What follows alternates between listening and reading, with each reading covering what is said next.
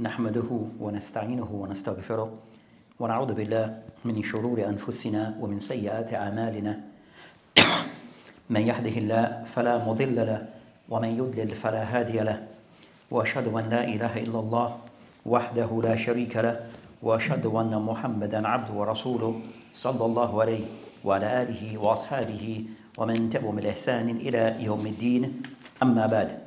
So as we continue discussing the book Al-Muqtasar Sahih rahimahullah, and discussing Kitab As-Salat, and where the author rahimahullah mentioned concerning different matter that relates to As-Salat. So from the last lesson that we had, we're discussing concerning matter relating to Al-Thiyab, matter relating to the clothing of Salat and what to be covered regarding the Salat. So we'll pick up from there and read the hadith and then discuss the hadith.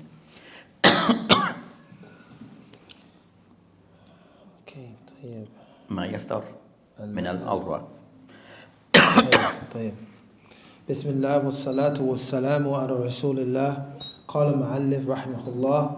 Chapter 8, covering the private parts. Hadith number 240, narrated by Abu Sa'id al-Khudri رضي الله عنه قال قال رسول الله صلى الله عليه وسلم forbade, the Prophet of Allah forbade al-ishtimal al-samma, wrapping one's body with a garment so that one cannot raise its ends or take one's hands out of it. He also forbade al-ihtiba, sitting on the buttocks with knees close to the abdomen and feet apart with the hands circling the knees, while wrapping oneself with a single garment without having a part of it over the private parts. Hadith number 241, narrated by Abu Hurairah radiallahu anhu. The Prophet sallallahu alayhi wasallam forbade two kinds of cells, al-limas one an-nibad. The former is a kind of cell which the deal is completed if the buyer touches a thing without seeing or checking it properly, and the latter is a kind of sale in which the deal is completed when the seller throws a thing towards the buyer, giving him no opportunity to see, touch or check. The Prophet ﷺ forbade as-samma'a and ihtiba, in a single garment. Hadith number 240. Before you continue, so regarding, I just want to mention regarding limas when nabaz, that it is mentioned naha, that you just mentioned the word lamas wal nabaz. No. Without person, it's the person explain there what is in what is meant by this. So ideally they should put like in the footnotes, right? But that's the system that they followed. So that's the explanation of what is mentioned. As in the hadith, there's no explanation of these type of two transactions in detail, but the one who did the translation went on to give some explanation as to what is intended. Hadith number 242, narrated by Abu Hurairah radiallahu anhu. On the day of Nahar, the 10th of Dhul Hijjah, in the year prior to the last Hajj of the Prophet sallallahu alaihi wasallam, when Abu Bakr radiallahu anhu was the leader of the pilgrims in that Hajj, Abu Bakr sent me along with other announcers to Minna to make a public announcement proclaiming, no mushrik, polytheist, pagan, idolater, disbeliever in the oneness of Allah Azza wa Jal and in His Messenger sallallahu alayhi wasallam is allowed to perform Hajj after this year, and no naked person is allowed to perform at-tawaf around the Kaaba. Then Allah's Messenger sallallahu alayhi wasallam sent Ali radiallahu anhu to read out a surah al-Barra, at-Tawbah, to the people. So he made the announcement along with us on the day of Nahar in Minna.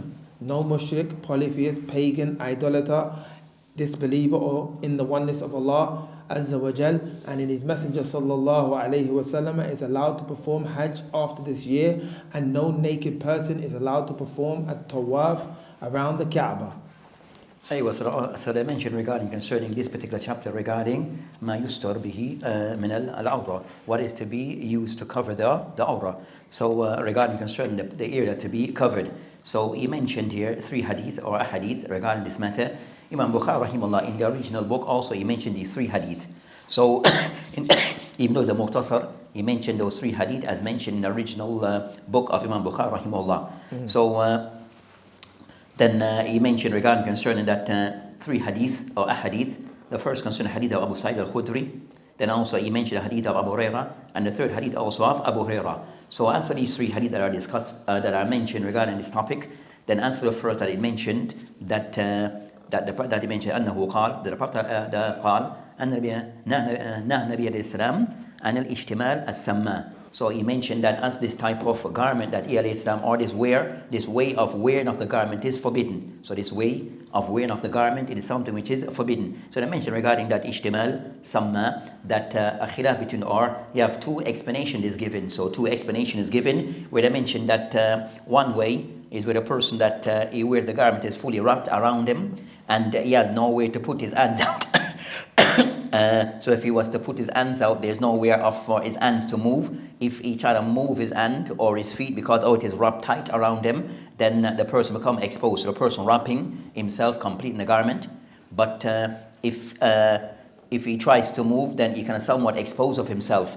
The second explanation of some of the fuqaha is that they mentioned that what is intended by concerning ishtimal al-samma is that the person that he wears the garment, where they mentioned that it is tied to one of his shoulders is covered, but the other shoulder side it is not covered. So part of his shoulder is covered and a part is exposed. So they mentioned this is a partial exposure. So based upon this, that is what this is of the meaning is intended. And also they mentioned that this way of wearing of the garment was the way that used to be done by the Yahud. So some mentioned that this way of how this garment, this hadith, is going to somewhat was the way how the Yahud used to wear of their garments, where they somewhat expose a part of themselves. So a part of them would be exposed. So forbidding of like imitating them, where a part of one body is exposed, not to imitate them in this way. So they mentioned concerning that from the hadith here, that Ibn Mulakin rahimahullah mentioned that from this hadith and somewhat it mentioned 2 matters. This hadith, it mainly covered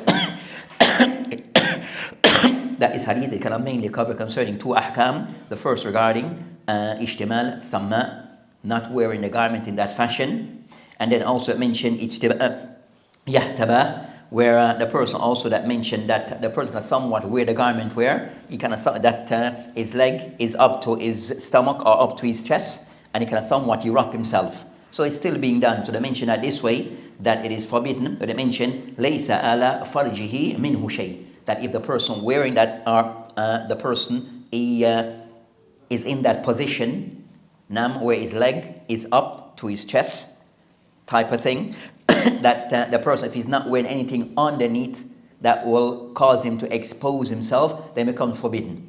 But if he's wearing something underneath that will not expose himself, then it is something which is makruh, it is disliked.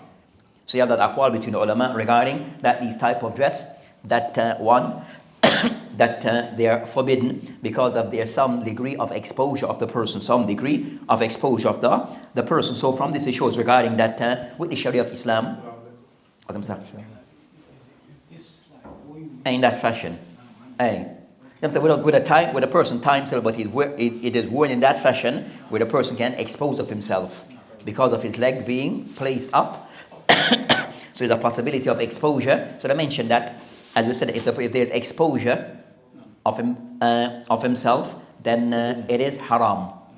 Then the second, if there's no exposure to some degree, there's still ordered to be makruh. So you have that discussion between the ulama regarding this hadith. So the general benefit that they mentioned regarding this hadith, it mentioned one, that it shows concerning the perfection of the Sharia. That regarding concerning the Sharia, that also it pays attention regarding people's attire and how a person is dressed. where it encouraged the person should cover a certain his body and not to expose himself or herself. So regarding the Sharia, that did put emphasis or it clarified regarding that exposure of oneself to the public, it is something which is not allowed. And also it shows regarding that this type of way of dress in this fashion, then it is something which is, as I mentioned, that a person should avoid wearing of their clothing or exposing themselves in this manner, where that we mentioned concerning ishtimal samma, where the person that either his shoulder, part of it, one of his shoulder is covered, and the other side is exposed. Or they mentioned that it is the way that the Yahud used to dress. So Islam, in that fashion of exposing themselves in some manner, so the Muslim not to copy them in that way of dress. Or the person where the garment is fully wrapped around him, who is unable to move. If he moves, because it is wrapped tight, where his hands are somewhat bound inside the garment, if he tries to undo his hand, then he might expose himself, and it will pull up his clothing. So overall, I mentioned that these two types of dress is something a person should avoid, and this is in line regarding the hadith that discussed concerning a person regarding whether one is in salah. There's a dress code a person should comply with in the salat, and also outside salat. Then also the person should be mindful of not exposing themselves. So that's concerning that particular that hadith. The second hadith is mentioned. Sorry, see the first one when he mentioned the in the translation it mentions about the sitting, like in detail, and it mentions the name of it, al-ihtiba, but that's not in the hadith though. The hadith mentioned ihtiba, but I'm saying about the hadith mentioned an yahtaba ar-rajul fi thawb wahid. So it mentioned the word ihtiba, but it doesn't go into detail as to what is. That was something that was known to the people that the Prophet Islam was addressing. But you might find that it is explained by way of the shura. Those who explain the hadith will give some explanation as to what is intended by this. So you find the translator, the translator, that they went on to explain what is meant by this. They said that they have certain rules regarding concerning that, what they call concerning, whether by way of translation of a book, even of book on the rules, the ahkam regarding translation. So you have a book regarding the rules regarding translating a book. The rules that one should follow Islamically.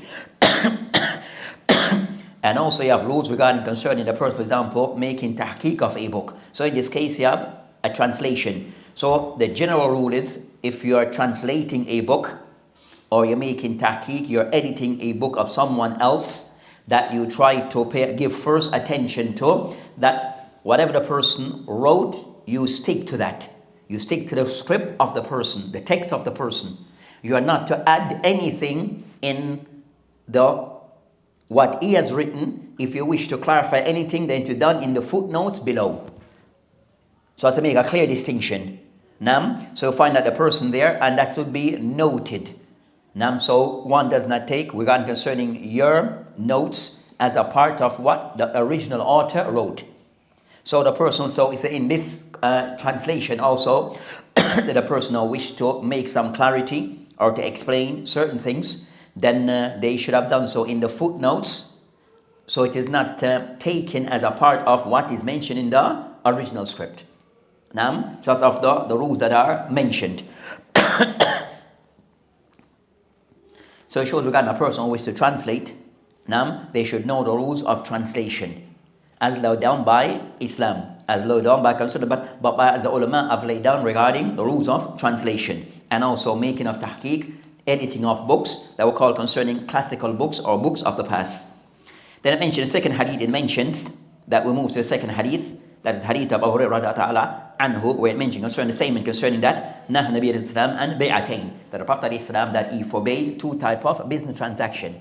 So two type of business transaction that are forbidden. Then I mentioned the first being anil limas wal nabad. So the first began concerning that limas, iltimas, where iltimas, they explained, the ulama have explained concerning that in Jahiliyyah. So in Jahiliyyah, as a practice that was of a practice amongst them in Jahiliyyah regarding business transaction, that a person will have a garment or have something they want to sell. So they have something they want to sell, a garment, that person, so you have of the practice that if he was to throw it at you, and if you were to touch it, then you buy it. So the fact that you touch it is yours. Or for example, you're with someone and they touch it, then you have to buy it. So the fact that anything that the person had on the, for example, he had in his stall, had on his table, or as in the store, if you touched it, then you have to take it. So what are the prices? You just give it, or the person said, anything you touch, then you have to give me £100. Whether that item actually value £100 or not. So anything is touched, then you have to take that item that's concerned limas or iltimas. So touching of something, of the item, then you have to keep it and pay for it. And also concerning that nibath, which also regard the person, also the same thing. So nibath is the person throwing it at you. If you caught it, so you have a group of people in front of him, looking at there at the store or at his stall, the person throw it, anyone who catch it, then that's yours. You have to pay him. So anyone who caught it, that thing that is thrown, then you keep it. And you have to pay for it. So that's the type of transaction then in Jahiliyyah. So of those things that Islam came to eradicate, those type of practice based upon fihi gharar. That is al-gharar concerned, that it will consider that was something that is somewhat unjust, unfair business practice. So it's not, it may be fair, yes, concerning business practice, you have certain rules of those things that it should be fair to both buyer and seller. So it shouldn't be where one person, it is more in the advantage of one over the other. So regard that a person is not allowed to buy something that you haven't per se look over and check. So for you can't buy something which is unknown to you. You're ignorant about the thing. So that type of practice then of the person just throwing it or you just touch it, that was somewhat unfair type of thing, more so to the buyer, to the customer, than the one who's the seller. So of those things where Islam eradicated those type of practice and kind of somewhat put different rules in place regarding business transaction. Of some of those ones, they were completely cut out or made haram. And in this case, concerning naha, the Prophet Islam, that he forbade that practice becomes haram, not to be carried out. So regarding concerning that naha, Nabi Islam, and bay'ataini, so those two type of transaction, then he explained what they are. So something in general, certain things that were forbidden, two type of practice, then, so kind of something to gain attention, then kind of somewhat start to outline and to clarify exactly what are those two type of practice. So as the person that you retain the information better. You retain the information better. So it shows that different ways of passing information. So in this way, generalizing, then giving the specific scenario. Then I mentioned that, so that's concerned the hadith mentioned regarding of the ahkam that relates to al-buyu. The ahkam that relates to al-buyu. Then I mentioned an yashtamil Samma, then again regarding that this type of way of wearing of the garment, that also again forbidden. And also mentioned and yahtabi ar-rajul fi thawbin wahid, and also for the person to wrap himself in one garment in the manner that we have just described, regarding the person that his position where his leg is up into his chest and is in one garment that is prone to expose himself. So they show that Islam regarding concerning matter, regarding that a Muslim, regarding that how he attires himself is something that is that Islam have certain rules regarding that, and also business transaction, that also Islam have a say in those things. Islam have a say regarding what is allowed and what is not allowed. Regarding business transaction, that you will find in most cases that the asl of business transaction, it is something which is everything is halal until there's something to say otherwise. So you might find that in most of the matters related to business transaction, most hadith that discuss it, we're telling you don't do is haram in most cases, because everything that is not mentioned, it is what? Halal. So the hadith would more discuss regarding business transaction things that are not to be done, or kind of somewhat put certain or caution against certain things. So because the asl, the root or the original ruling is that you are allowed until there's something to say, you are not allowed to do that thing or to say otherwise. So they mentioned that these transactions regarding that al-gharar wal-ghish, that a form of kind of somewhat of cheating of people is involved, and also that is unfair to one side over the other. So those transactions are considered to be haram. Then I mentioned the third hadith on this topic, with the hadith of Abu Hurairah that he mentioned that Abu Bakr, that regarding concerning hadith mentioned that the Prophet Islam, that he sent Abu Bakr regarding fi tilka al-hajj, that regarding Al-Hajj for Abu Bakr, so the first Hajj that was performed in Islam, they mentioned it occurred in the 9th year of the Hijrah. So the first Hajj, it occurred in the 9th year of the Hijrah. So the Prophet of Islam did not participate in that Hajj. With me? So the first Hajj, it occurred in the 9th year of the Hijrah. The Prophet of Islam, the one that was in charge or led the delegation to perform Hajj, then was Abu Bakr as-Siddiq. Where the Prophet of Islam himself abstained, did not participate. At that time, you find that still certain practices of Jahiliyyah was still prevalent then, and still being applied then regarding what was taking place in Mecca. So the Muslims were in charge, but certain things was still there. Certain things were still there, still being to be changed. So Abu Bakr radhiyallahu anhu was the one the Prophet of Islam delegated or placed in charge, the one to lead the people in Hajj. So you find that some of the ulama have mentioned regarding concerning these cases where the one that the Prophet of Islam will put in charge regarding certain important matters regarding concerning Al-Hajj, leading of Hajj, the Hajj delegation. Also when he was ill, that he will put Abu Bakr in charge.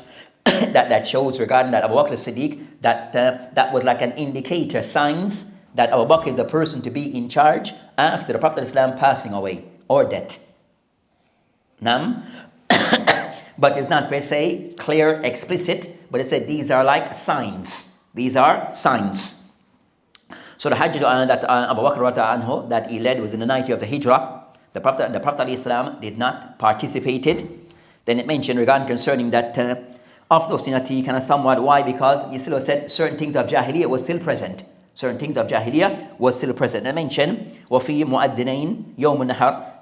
They add two mu'adhin, two announcers. So mu'adhin in this case, not per se for the adhan, but people to make certain announcement, يُؤَدِّي بِالْمِنَى, and for them to proclaim, announce certain things in the area of Mina while people were performing al-Hajj. And لا يحج ولا يحج or لا يحج بعدهم مشركا. So the thing that they mentioned that was now set regarding concerning of those things that was now being changed from what was the practice before in Mecca, that from that date or from that time, that it mentioned and la yuhujj badaham, after this year, mushrik. So anyone who's a mushrik from this year, the 9th year of the Hijrah, you are not allowed to perform Hajj.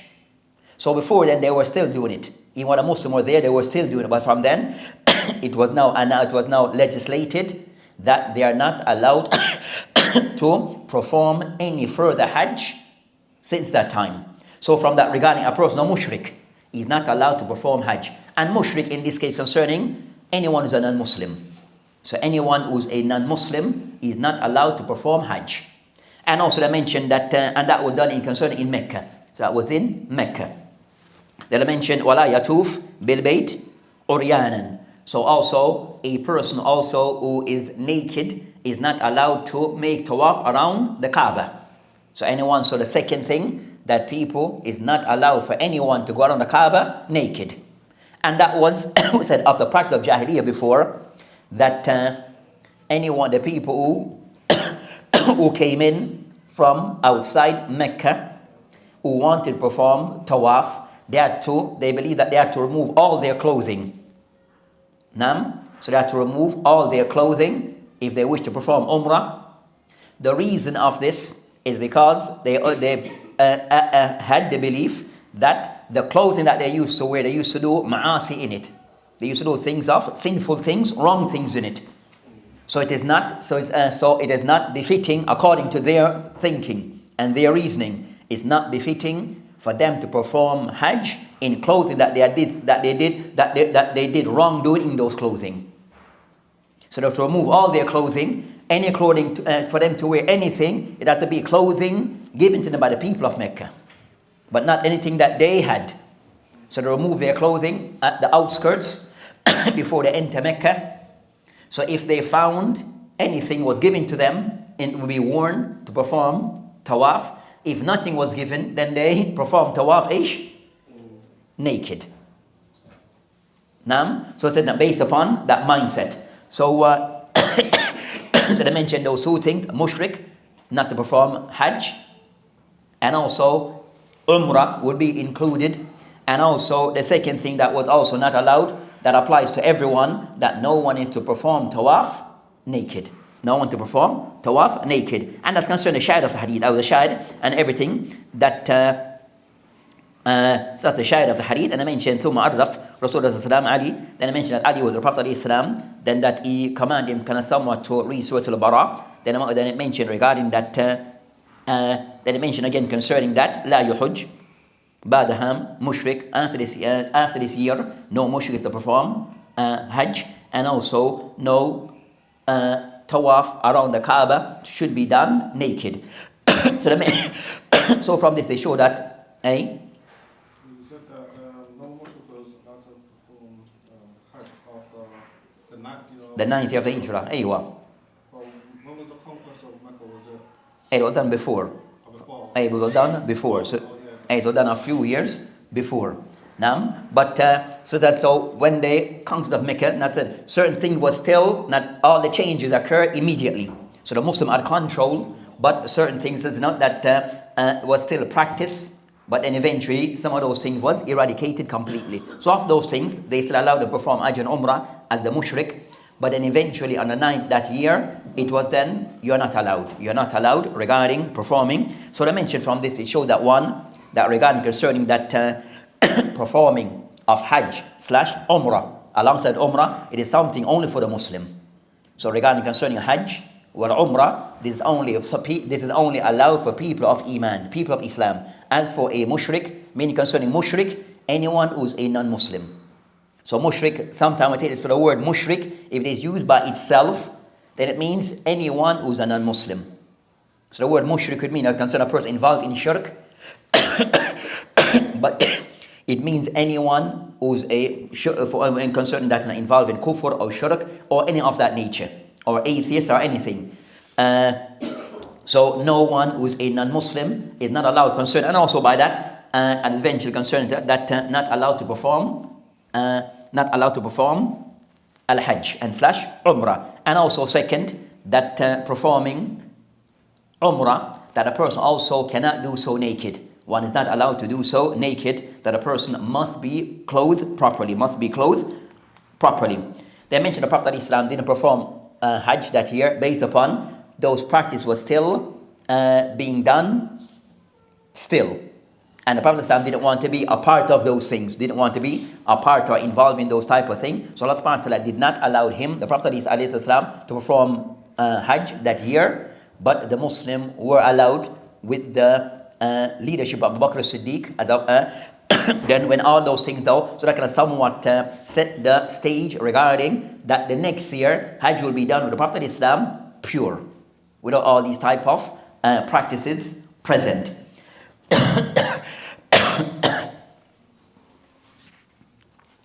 So it shows regarding concern that so of that it mentioned regarding concerning of those things regarding concerning that tawaf, also regarding that there's a dress code that the Muslim, there's a dress code regarding tawaf of the Kaaba, that one cannot do so naked, and there's a certain prescribed dress code that will be discussed in detail in the bab of al-Hajj. But generally overall, that tawaf, the person should be clothed properly. And also regarding of those things, that the mushrik is not allowed to enter, perform al-Hajj, and then also by extension, as to be discussed, they are not allowed also to enter al-Mecca. They are not allowed to enter Mecca. You have some, Allahu Alam, you have some cases, but we have to say that the mushrik, non-Muslim, so it said non-Muslim, that they are not allowed to enter, we call the Haramain, Medina and Mecca. But because of, with today's now situation, at times you see people on YouTube, saying that, and they're saying that they're non-Muslim, but then Mecca is Mecca and Medina. Medina more so. I ain't seen Mecca, but I saw Medina. But Medina more so. You understand? So it's no, but so either concerns that if this is the case, then upon the authority to make sure that these people does not enter. So those are authority and are in charge to ensure concerning, especially those people. I said that YouTubers Udutna somewhat to show it, no, I can travel everywhere in the world. So you have people who travel everywhere, and then of those places for those people, like I said, like entering Mecca and Medina. But it's for those in charge to ensure that these people do not enter. These people do not enter.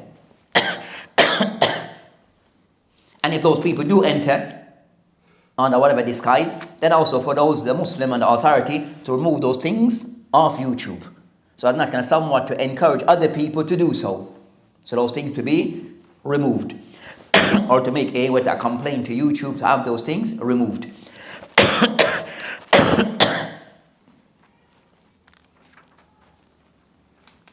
So that's concerning those hadith that are mentioned here regarding matters relating to al-awrah.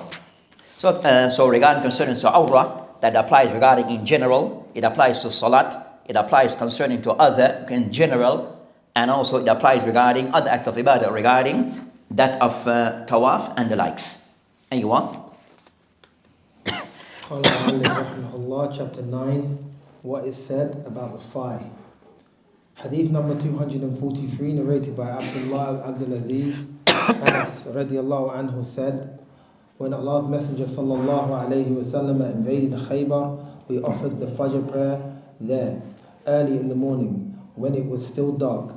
Allah's Prophet sallallahu alayhi wasallam rode and Abu Talha rode too, and I was riding behind Abu Talha. Allah's Messenger sallallahu alayhi wasallam passed through the lane of Khaybar quickly, and my knee was touching the thigh of the Messenger sallallahu alayhi wasallam. Then his thigh was uncovered by the shift of his izar, his waist sheet, and I saw the whiteness of his thigh of Allah's Messenger sallallahu alayhi wasallam. When he entered the town, he said, Allahu Akbar, Khaybar is ruined. Whenever we approached near a hostile nation to fight, then evil will be the mourning of those who have been warned. He repeated this thrice. The people came out for their jobs, and some of them said, Muhammad has come along with his army. Anas said, we conquered Khaybar, captives and booty were collected. Deha came and said, Oh Allah's Dihya came and said, Oh Allah's Prophet, give me a slave girl from the captives. The Prophet sallallahu alaihi wasallam said, go and take any slave girl. He took Safiya bint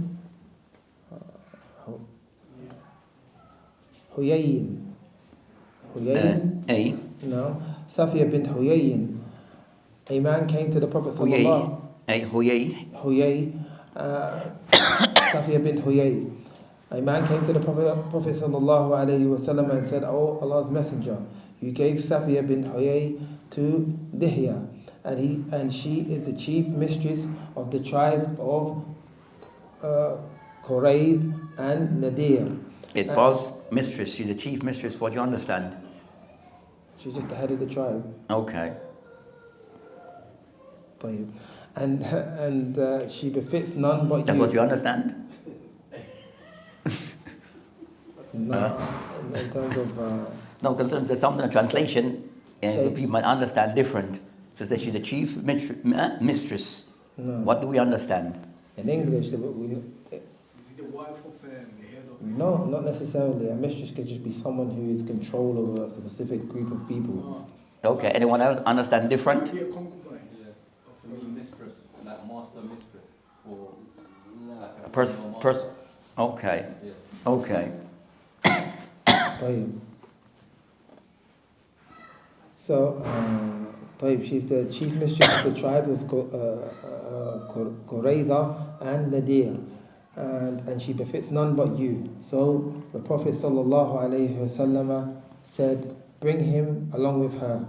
So Dihya came with her, and when the Prophet ﷺ saw her, he said to Dihya, take any slave girl other than her from the captives. Anas added, the Prophet ﷺ then manumitted her and married her.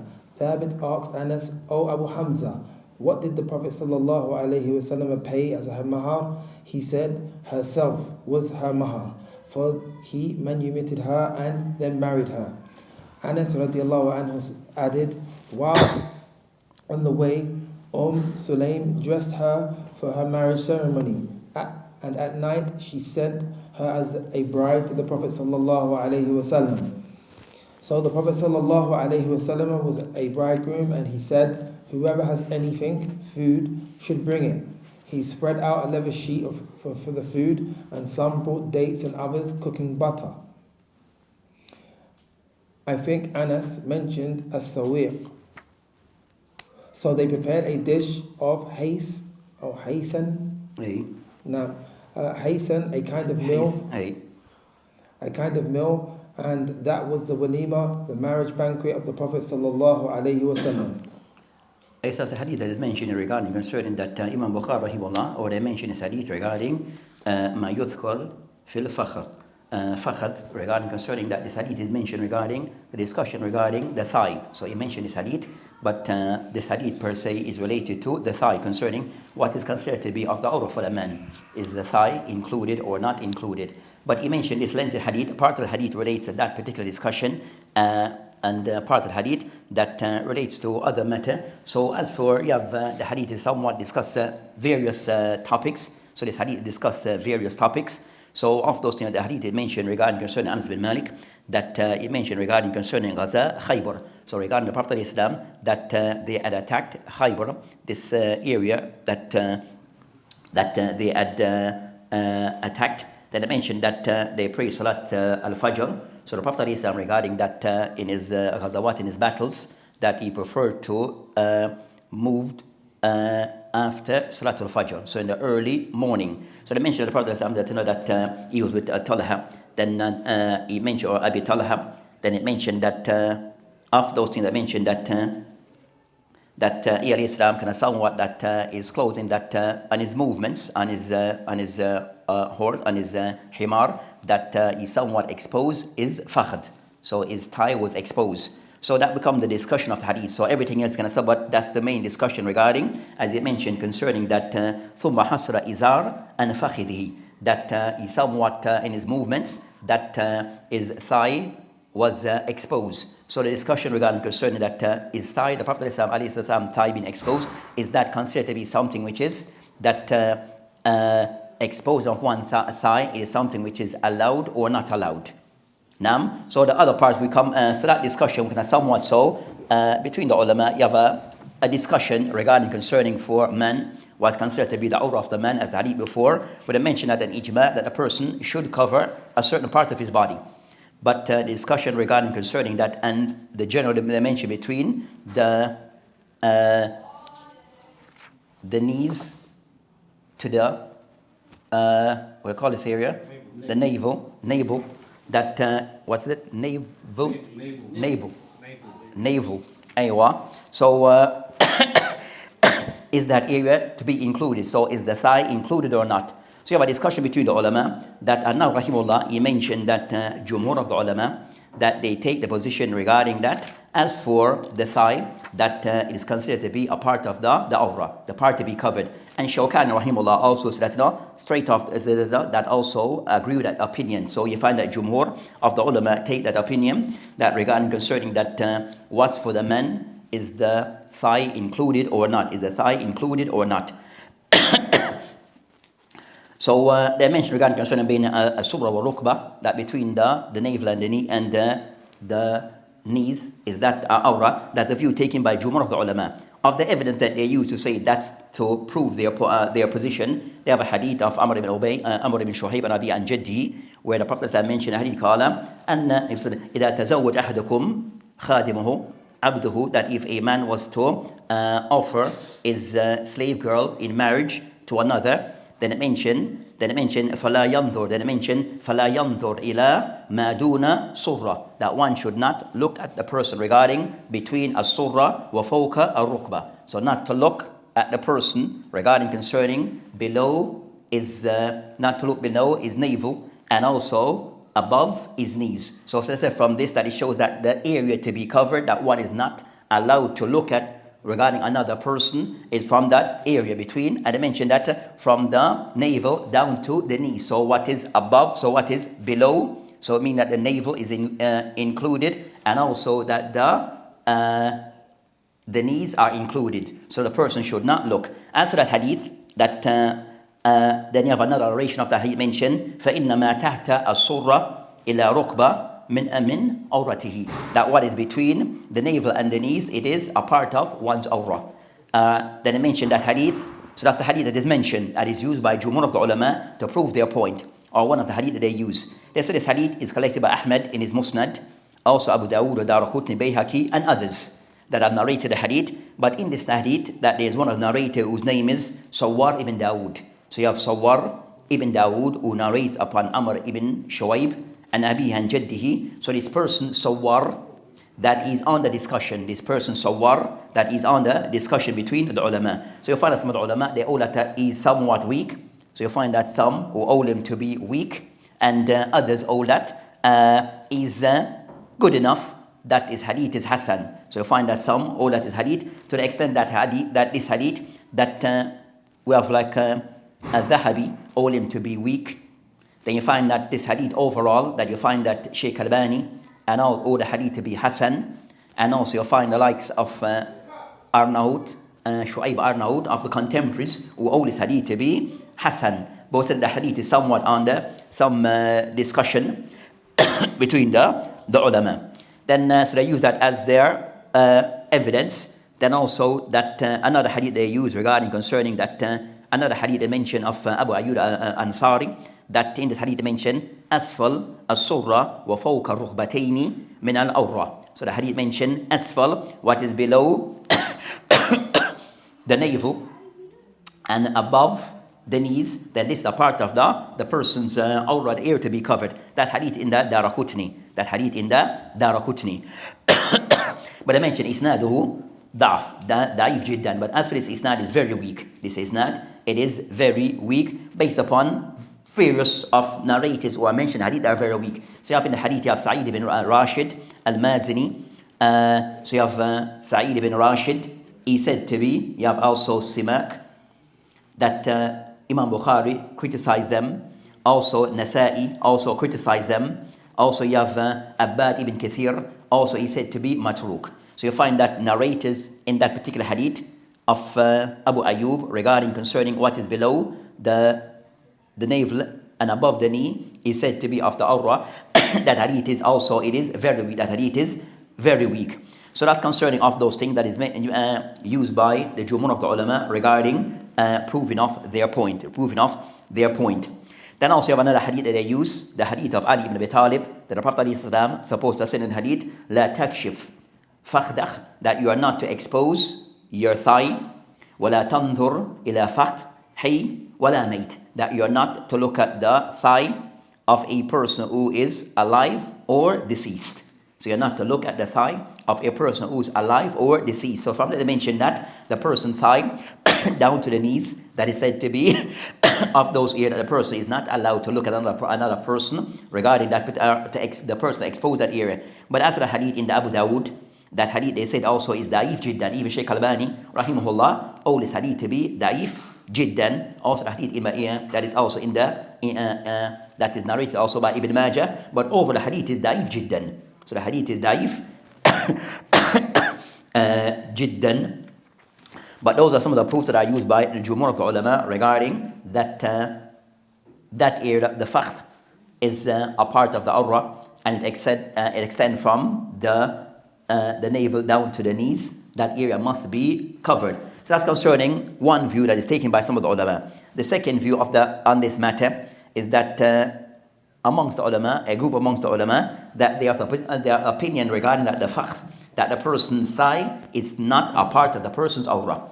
That al-fakh laysa bi-awra. So that's the second view that is taken by the ulama. Of those who, of that view, you have Ibn Abi Dhib, you have Dawood al-Zahiri, we have al-Tabari. Who is al-Tabari? Al-Tabari. Al-Tabari. Al-Mufassir. So, Al-Tabari, who is the one who have the tafsir that is famous, but also is a muhaddith, and also is a mufassir, is a muhaddith, and also is a faqih, that he has his own madhab. So you have the four madhahib. At-Tabari also has his own independent madhab. Nam. So and also so that view. So we have the view that mentioned that the thigh is not a part of the awrah for the man. That we have Ibn Abi Dhib, we have Dawood al-Zahiri, Tabarani, Ahmed fi riwaya anhu. There's one narration upon Ahmed that also is of this view, and also you find others of the Hanabila who takes this view, and some of the ulama of the Shafi'iyah. Some of the ulama of the Shafi'iyah also they of this view that the thigh is not a part of the awrah. For them, that the front and the back, that's the main ear that is considered to be of the awrah of the man. That should be covered. So the front and the back is the only ear that is private. As for the thigh, then that's not a part of the person's awrah according to this particular view. Then they mention regarding concern of the evidence, they mention this hadith. So the hadith we have just met or read concerning the hadith regarding concern this incident occurred regarding the hadith of the Bab of that in this we read, that they use this as their dalil that the Prophet ﷺ concerns that he exposed that his thigh was exposed, and that showed that it's something that if that was the case, then if it was something, then Islam would have immediately kind of somewhat either tried to correct the situation, or it have not exposed at all. So the fact that they got exposed, then and there was no clarity, then it shows that it's something that is allowed for a person to expose of their thigh, according to that this view, according to this second view. And also they mentioned that all the hadith that are mentioned regarding this matter, that they are under discussion. So also they mentioned that a hadith that relates to concerning that what is mentioned before regarding between the thigh and the navel, that it is a part of all those hadith are somewhat under discussion. So we have those views that are there, and they mentioned regarding to the Prophet Islam, the hadith that they mentioned in Sahih Muslim, the hadith of Aisha radiallahu anha, that the hadith mentioned that kind of Islam mutajan, that the Prophet Islam, that he was lying down fi baytihi, in his house, kashifan an fakhidayhi, and also he was somewhat exposing both his thighs. He was exposing both his thighs were exposed. What I mentioned was saqayhi, and also that his sack. فاستحدن Abu Bakr, so Abu Bakr wanted to enter, فأذن له, then he allowed Abu Bakr to came in. So he was somewhat in his house relaxing, but also that his thigh was exposed. So Abu Bakr radiallahu anhu, that he asked for permission to enter, and he told him you can come in. So he came in. فدخل ثم استأذن Omar, then Omar came and asked permission to enter. Then the Prophet was in the same position, أذن له, and he allowed him Omar to enter. Then they mention فدخل, then he entered. فلما دخل عثمان, then they mention when Uthman wished now to enter, فقال سوى ثيابه, then they mentioned that when Uthman wanted to enter, then kind of somewhat rearranged, or kind of somewhat fixed his garment. So they mentioned that with Abu Bakr he was somewhat in the same position, with Omar in the same position as he was before, and also when then Uthman entered, then he kind of somewhat then tied, or kind of somewhat fixed his garment, kind of somewhat. Then they mentioned فقال ألا أستحي من رجل أو من رجل تستحي منه الملائكة. So he said, now should I, and the Prophet Islam speaking, that should I, mean the Prophet Islam, not feel shy about a person that the angel is shy about him, who's Uthman ibn Affan. So it shows regarding that Uthman, but the Prophet Islam concerned the hadith that when Uthman entered, he kind of somewhat changed his position and fixed his clothes neatly. This hadith I mentioned in the Tahawi in his book Mushkil Athar and Isnad al-Sahih regarding, and also the hadith we mentioned, hadith in the Sahih Muslim. So they mentioned that from this, that the Prophet kind of somewhat he was exposing his thigh to Abu Bakr, to Omar, but kind of somewhat he did undid his kind of somewhat not that he fixed his clothing for Uthman because of the status of Uthman, regarding the status of Uthman, that he did, so that the person was known for his shyness, to even the extent where the angels that they were shy regarding Uthman. So the Prophet kind of somewhat out of respect that he did this for Uthman, knowing that the type of personality and the character of Uthman ibn Affan. But he showed that, so they kind of somewhat used to show that it is something that is show that it is allowed for one to expose one thigh in front of others, as the Prophet Islam did regarding those who entered before Uthman. So that's concerning that discussion on that particular topic. So that's the two views of the ulama. Those who all concerned that between the navel and the knee it has to be covered, and those who hold تفضل شيخ. Allahu Akbar, Allahu Akbar. Allahu Akbar, Allahu Akbar.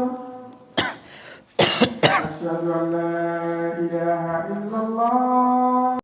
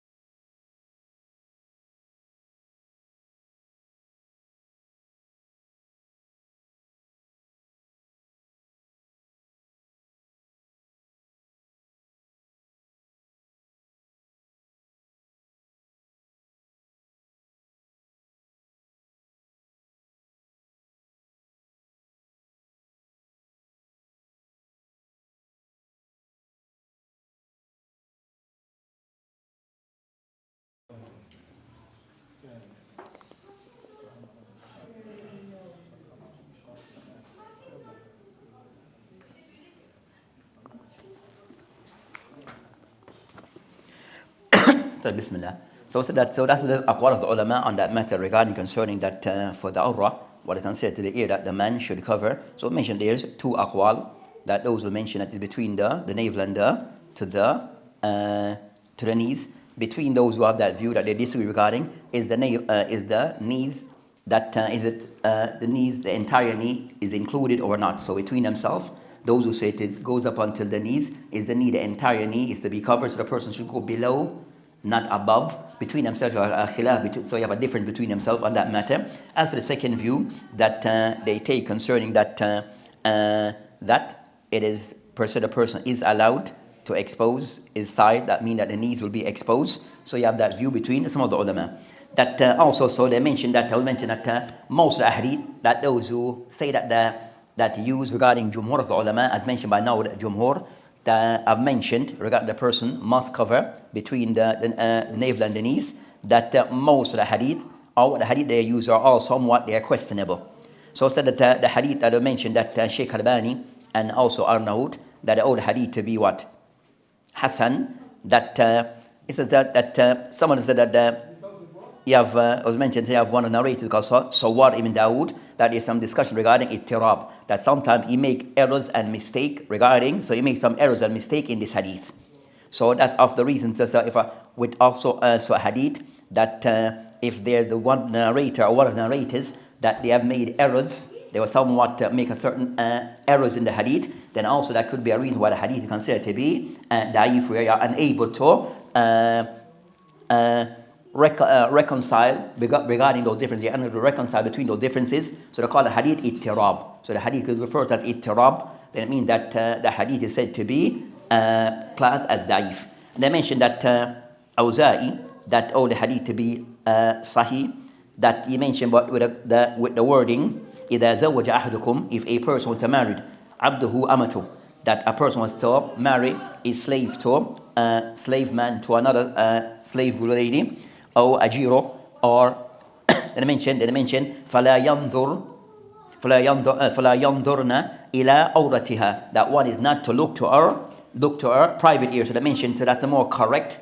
They said that's the more correct wording of the hadith, not the one that was mentioned before. So it mentioned that you are not to look at her, or awra in general. So they mentioned that the discussion regarding the female, that a person is not to look at the female, not per se discussing about the male. So he said that isnad is more correct than the one of Sawar Ibn Dawood. So you have that discussion. So based upon this, that you find that the other group, the other opinion, that they see their opinion as being very strong. They see the opinion as being very strong. As I mentioned, the bulk of the hadith that are used regarding the proof of Jumhur of the ulama, that they are somewhat questionable. They are somewhat questionable.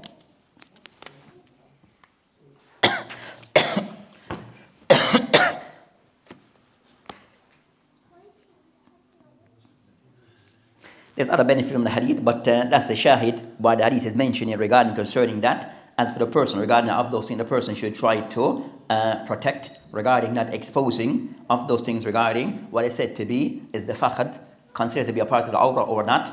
Then we have gone through that discussion. So that even though concerning this book that is called Fatul Alam, that is a shard of Bulugh al-Maram. So this book is called, that we can somewhat read from, is called Fatul Alam.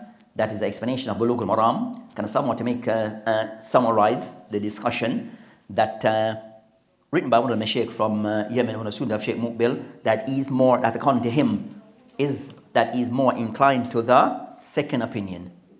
He holds the second opinion to be the more correct opinion, based upon he sees that all the hadith that are mentioned are somewhat not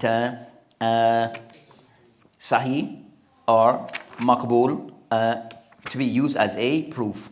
But he mentioned regarding that, they mentioned that Ibn Taymiyyah rahimahullah have mentioned that general person should still protect his awrah. The person generally, that he should kind of somewhat protect concerning not exposing himself his awrah to the general public, that under any circumstance he can somewhat still also added a statement of Ibn Taymiyyah rahimahullah. But that's the discussion between the ulama. That's the discussion between the ulama. As we mentioned, the hadith also have other benefits, that some of those things go into matter regarding concerning matters regarding ahkam al-jihad. So you have some of these the hadith that mention certain things that relate to ahkam al-jihad regarding concerning that which would be discussed, was to be discussed, but due to the time we're unable to discuss. The other benefits can be taken from the hadith. And also show that in the hadith of those points that concerning that Dihya, that he wanted to marry Safiya. Dihya, that as she was of those who were captured, so that Dihya, that he wanted to marry her. And then someone came and advised the Prophet, and the Prophet then gave him permission to do so. But then later on, soon after, someone came and advised him not to do so. Now, so it showed that even that the Prophet of Islam took advice from the companions.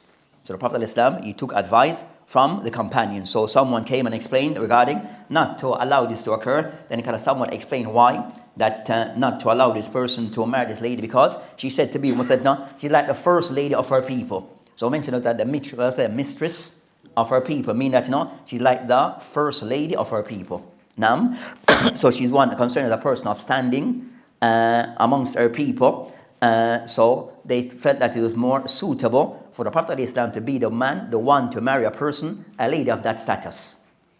Now, so a lady of that status, then should be just, in this case, just anyone ordinary, just marrying her. She should be married to a person who has some type of status. And the one that was first in line with the Prophet of Islam regarding the one that was recommended for him to marry alayhi salam. And also the second point regarding concerning that the walima was somewhat basic stuff.